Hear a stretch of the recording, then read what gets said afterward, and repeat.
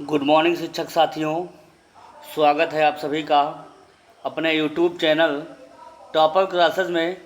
जैसा कि आप लोग जानते हैं कि परीक्षा की घड़ियां जो है नज़दीक आती चली जा रही है। मात्र आपके पास जो है 3 दिन का समय शेष है। 20, 21, 22 और 23 से आप लोगों की परीक्षा प्रस्तावित है। तो डरने की कोई बात नहीं, ये वो प्रहार है जो ताबूत में अंतिम कील की तरह साबित होगा। बस लगे रहिएगा और जो भी प्रैक्टिस सेट के माध्यम से इसमें बताया गया है आप लोगों को, बस उसी पर फोकस करना है। हूबहू आपको प्रश्न देखने को मिलेंगे।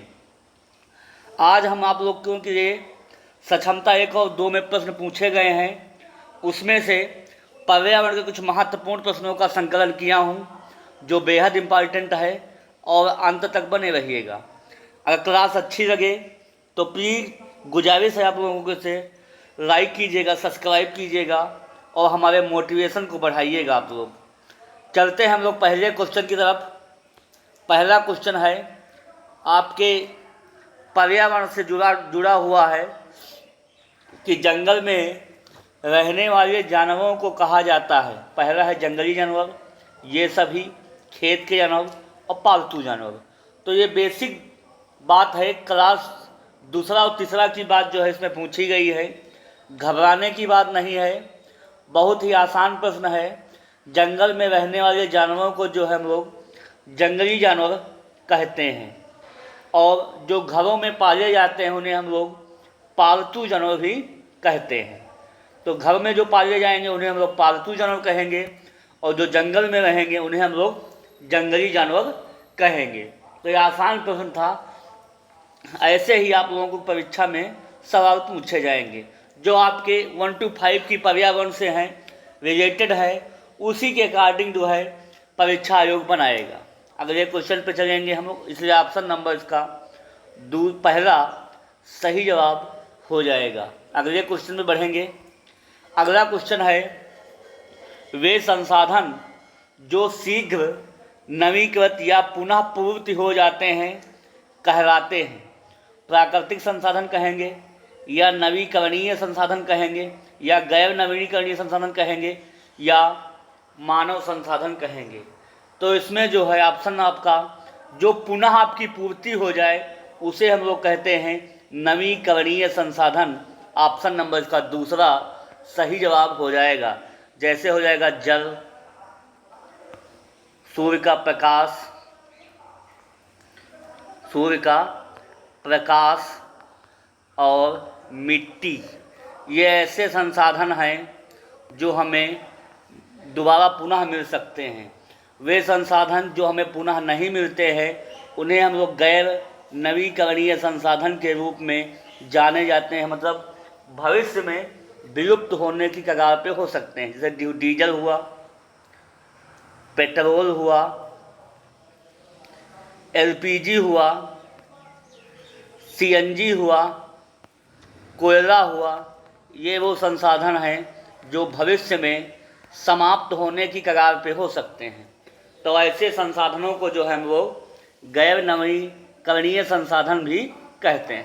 तो इसका ऑप्शन नंबर दूसरा सही जवाब हो जाएगा। अगले क्वेश्चन पे चलेंगे। अगला क्वेश्चन है किसी वस्तु या पदार्थ को संसाधन क्या बनाता है? उपलब्धता बनाएगा, कि उपयोगिता बनाएगा, कि विश्वसनीयता बनाएगा, कि पहुंच बनाएगा? कोई भी वस्तु हो या पदार्थ हो, अगर संसाधन बनाएगा तो आपकी उपयोगिता के लिए बनाएगा। नंबर दूसरा इसका पार्ट सही जवाब हो जाएगा। देखिए, आप लोग घबराने की ज़रूरत नहीं है। जो लोग बहुत डर रहे परीक्षा से कि कहीं से हमारा सेटिंग हो जाए, 10, 20, 50 हज़ार रुपये से 60 हज़ार से मेरा कल्याण हो जाए, तो आप लोग भूल जाइए। क्योंकि रिश्वत देने से शिक्षा नहीं बढ़ती है, बल्कि आपके कॉन्फिडेंस लाना होगा और काम करना पड़ेगा। तो जो भी शिक्षक हमारे विद्यालय में पढ़ाए होंगे ईमानदारी से, उनको किसी भी प्रकार का कोई डर नहीं होगा। और जो लोग मटरगश्ती करे होंगे वो चंदा दे करके जो है सोच सिफारिश में जो है परीक्षा पास कराने के चक्कर में लगे रहेंगे। तो मैं इसके खिलाफ हूँ। आप लोग मेहनत कीजिए और परीक्षा अच्छे से पास कीजिए। अगला क्वेश्चन है महात्मा गांधी ने किस वर्ष भारतीय राष्ट्रीय कांग्रेस की अध्यक्षता किया था? कानपुर 1925, बेलगांव 1925, कानपुर 1919 और बेलगांव 1924। तो जो महात्मा गांधी की जो अध्यक्षता हुई थी वो बेलगांव 1924 में हुई थी। ऑप्शन नंबर इसका चौथा सही जवाब हो जाएगा। समझ में आ गया होगा। अगले क्वेश्चन पे बढ़ेंगे। अगला क्वेश्चन है काकोरी ट्रेन एक्शन वर्ष हुआ। पहले इसका नाम था काकोरी ट्रेन डकैती, तो काकोरी ट्रेन डकैती का नया नाम हो गया है काकोरी ट्रेन एक्शन। इसकी जो डेट थी वो थी 9 अगस्त 1925। तो ऑप्शन इसमें तीसरा दिया गया है, बल्कि डेट नहीं दिया गया है। इस बार डेट देने की प्रबल संभावना रहेगी आयोग की।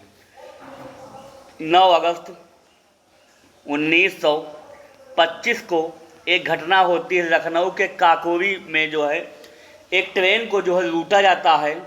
उस ट्रेन को लूटने में जो है 4 लोग जो है गिरफ्तार होते हैं।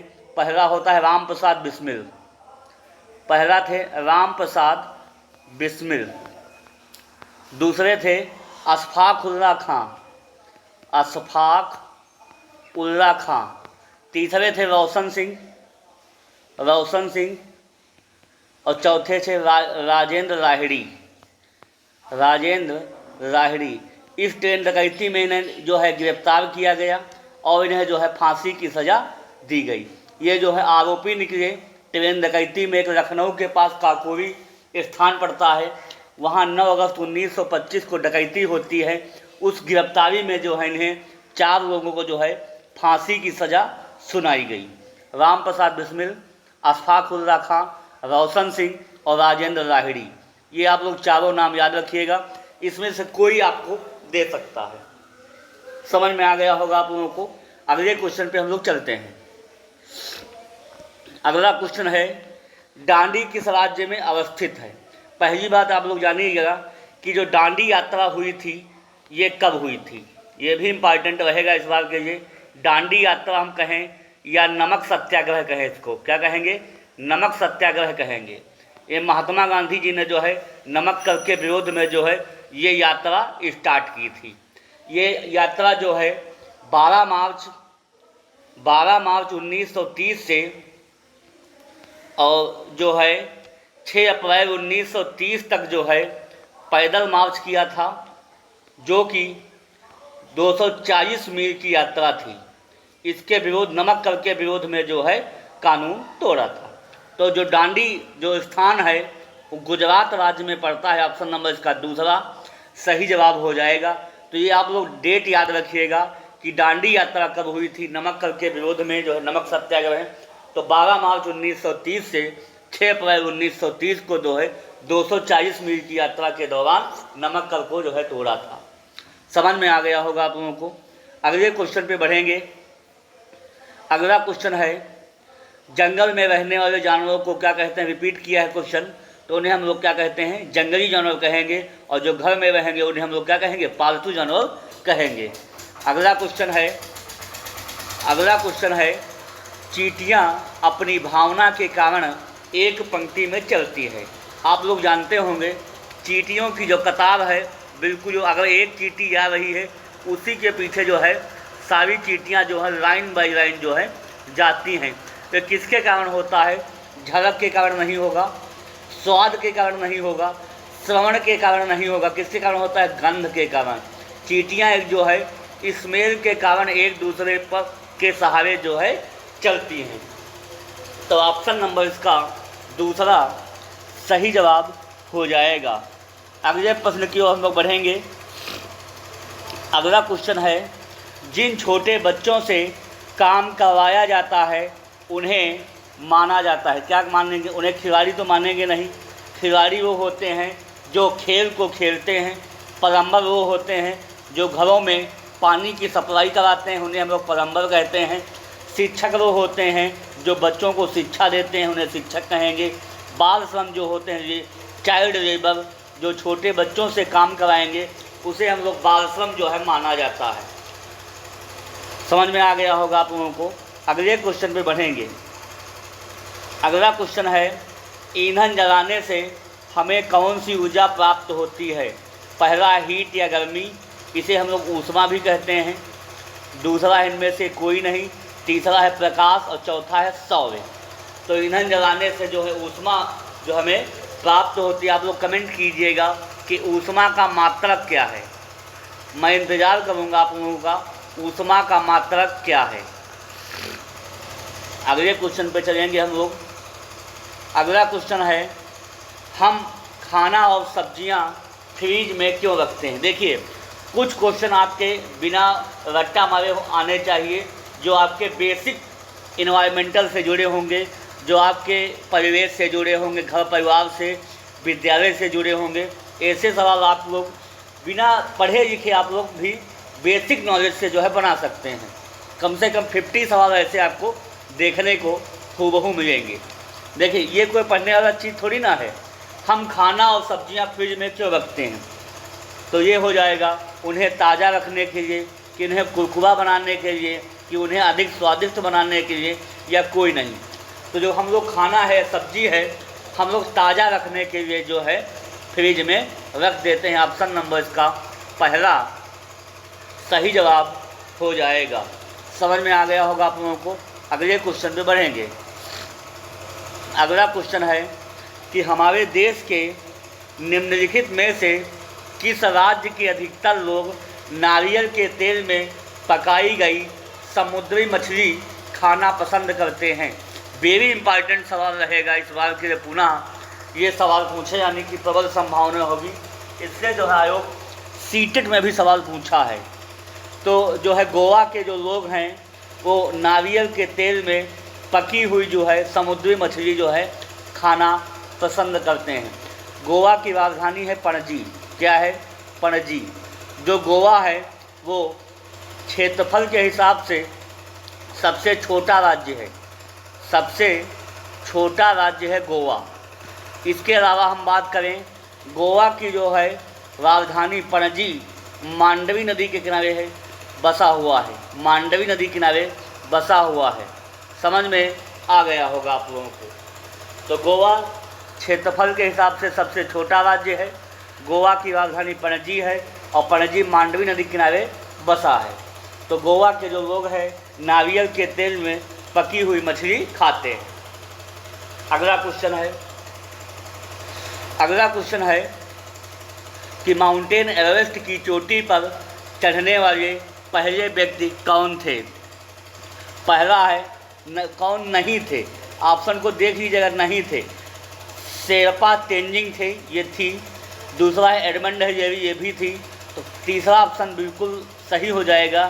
सुशील कुमार जो है माउंटेन एवरेस्ट पर चोटी पर नहीं गए थे, इसलिए ऑप्शन नंबर तीसरा सही जवाब हो जाएगा। अगले क्वेश्चन पे बढ़ेंगे हम लोग। अगला क्वेश्चन वेरी इंपॉर्टेंट रहेगा कि गेटवे ऑफ इंडिया कहाँ स्थित है? पहला है मुंबई, दूसरा है दिल्ली, तीसरा है चेन्नई और चौथा है बेंगलुरु। बताइएगा, गेटवे ऑफ इंडिया जो है मुंबई में स्थित है। ऑप्शन नंबर पहला सही जवाब हो जाएगा। इसके अलावा हमको बताइएगा कि भारत का जो है प्रवेश द्वार किसे कहा जाता है?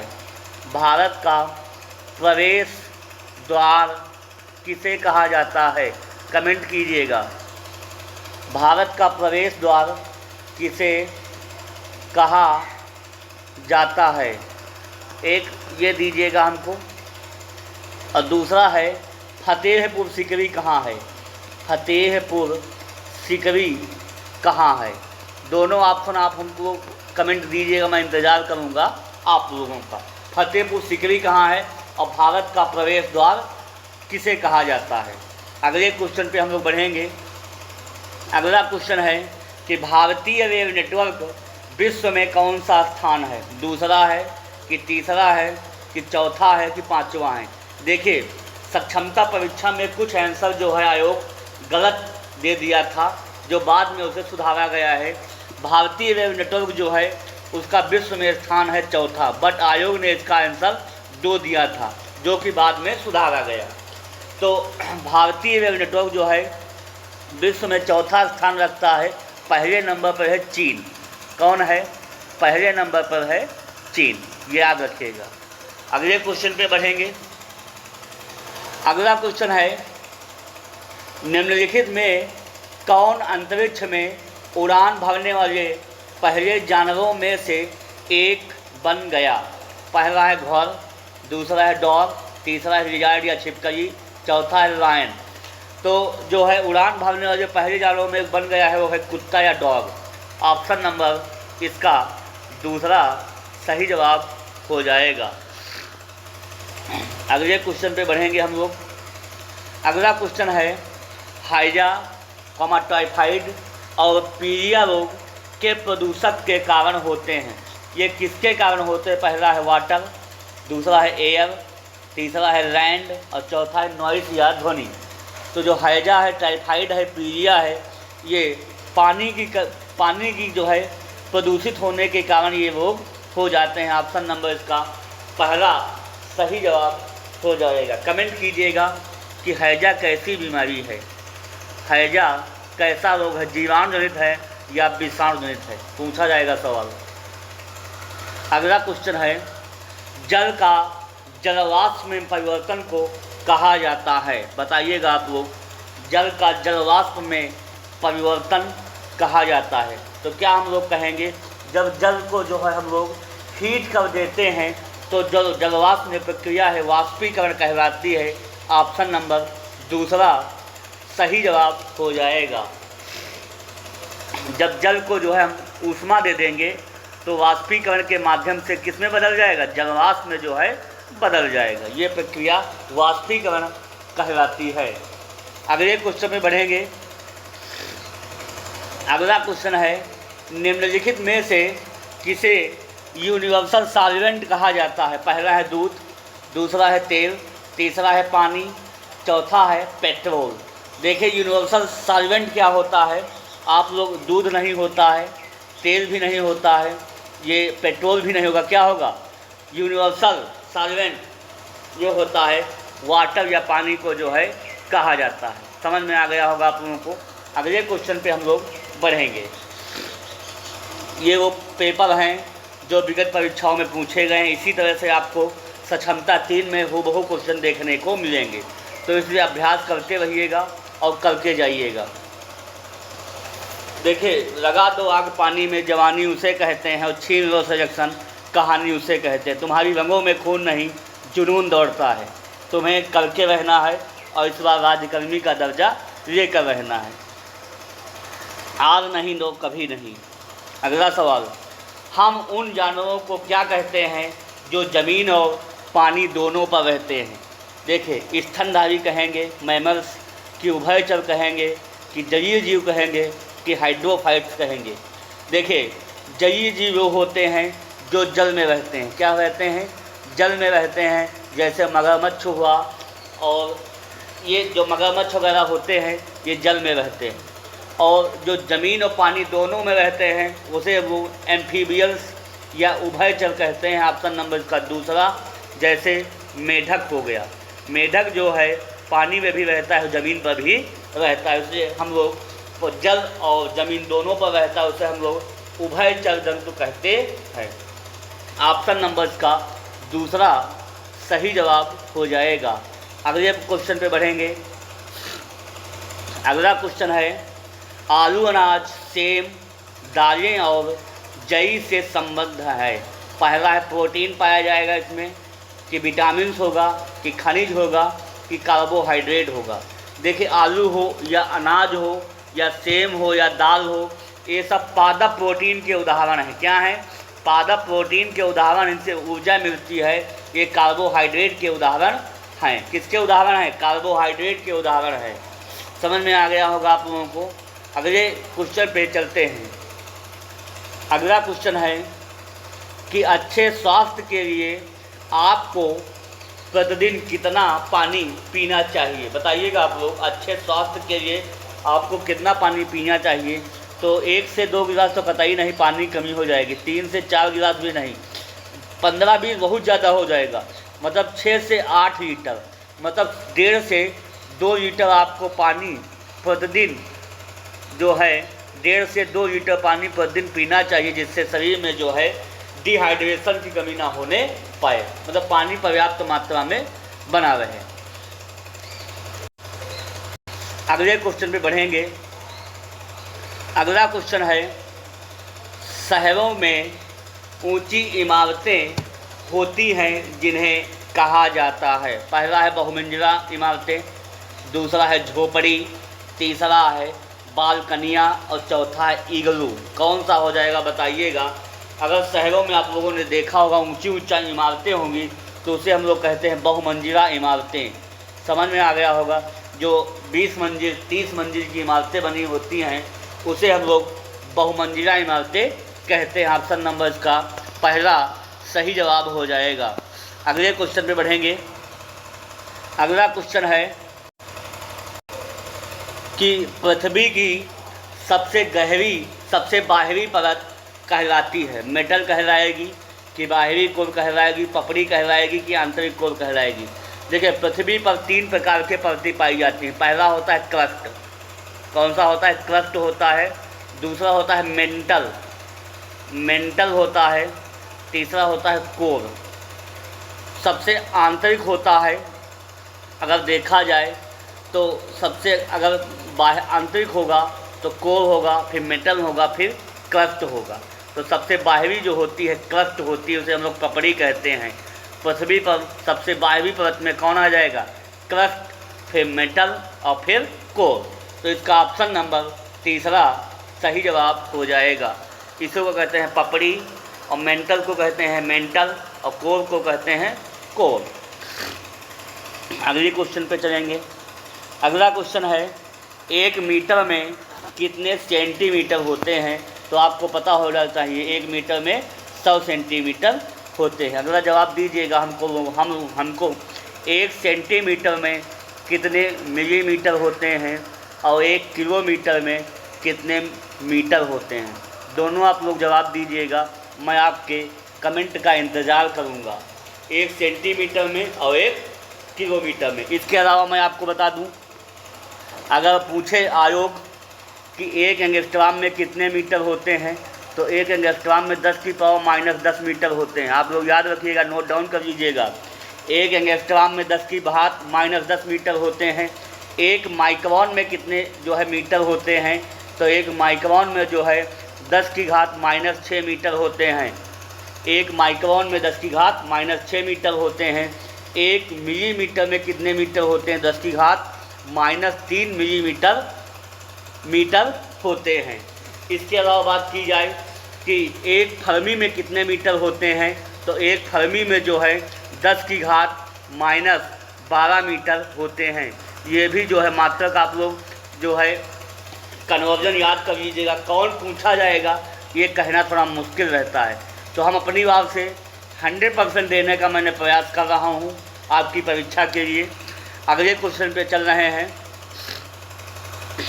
अगला क्वेश्चन है कि जीवित जीवों के सांस लेने की प्रक्रिया को कहा जाता है श्वसन कहेंगे कि प्रकाश संश्लेषण की उत्तेजना की उत्सर्जन जो शरीर से निकलता है उसे हम लोग उत्सर्जन कहते हैं। उत्तेजना जो शरीर की गति को बढ़ा दे उत्तेजना कहते हैं। प्रकाश संश्लेषण तो वही जानते ही हैं।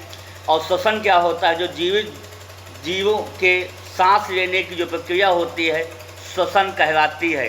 श्वसन में जो है ऑक्सीजन गैस प्रयुक्त होती है। ऑक्सीजन का प्रतिशत जो होता है 21% होता है।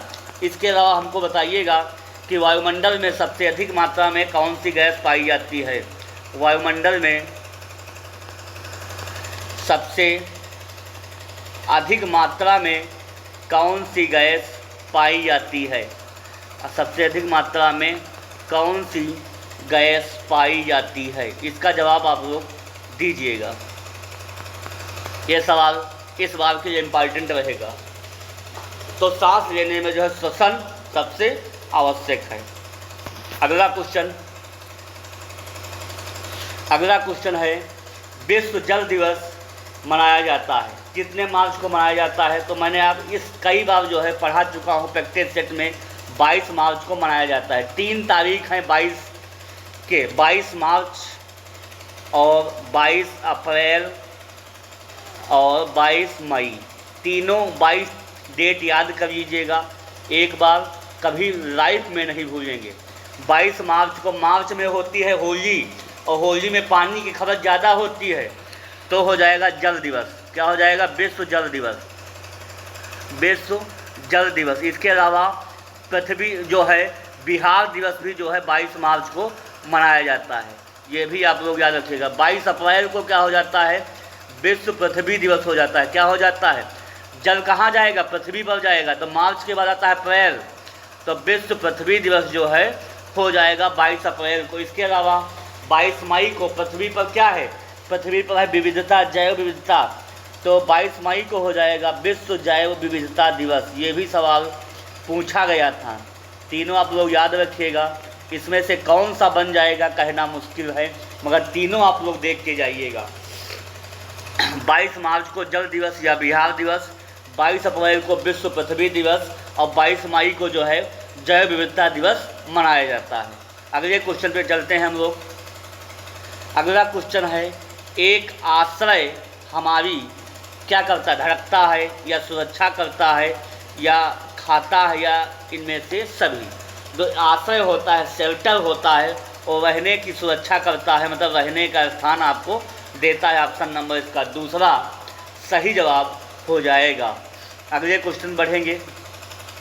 अगला क्वेश्चन है, मिलावटों को मिलाने से भोजन का मूल्य कम हो जाता है। किसका कम हो जाएगा? पदार्थ का कम हो जाएगा, कि गुणवत्ता का, कि पोषक तत्व का, कि मात्रा का। अगर कोई भी भोजन होगा इसमें मिलावटी अगर हो जाएगी तो पदार्थ का नहीं होगा, गुणवत्ता का नहीं होगा, मात्रा का नहीं, उसमें क्या पोषक तत्वों की कमी आ जाएगी, जिससे जो है भोजन स्वादिष्ट नहीं होगा बल्कि हानिकारक हो जाएगा। समझ में आ गया होगा आप लोगों को। अगले क्वेश्चन पे हम लोग चलते हैं। अगला क्वेश्चन है, ये भी सवाल इस बार के लिए इम्पॉर्टेंट रहेगा, टिक कर लीजिएगा, कि वे प्राथमिक उपभोक्ता हैं कौन? 3 प्रकार के उपभोक्ता होते हैं। प्राथमिक उपभोक्ता, पहला होता है प्राथमिक उपभोक्ता, दूसरा होता है द्वितीयक उपभोक्ता, और तीसरा होता है तृतीयक उपभोक्ता। तीनों आप लोग उपभोक्ता को ध्यान दीजिएगा, जरा ध्यान दीजिएगा। देखिए, प्राथमिक उपभोक्ता वो होते हैं जिनका भोजन शाकाहारी होता है, मतलब पेड़ पौधे से जो है अपना भोजन प्राप्त करते हैं, उन्हें हम लोग शाकाहारी जो है या प्राथमिक उपभोक्ता कहते हैं। जैसे गाय हुआ, गाय अपना पेड़ पौधों से प्राप्त करेगी। बकरी हो गया, बकरी भी हो जाएगा, हिरन भी हो जाएगा। ऐसे जो है हम लोग प्राथमिक उपभोक्ता कहते हैं।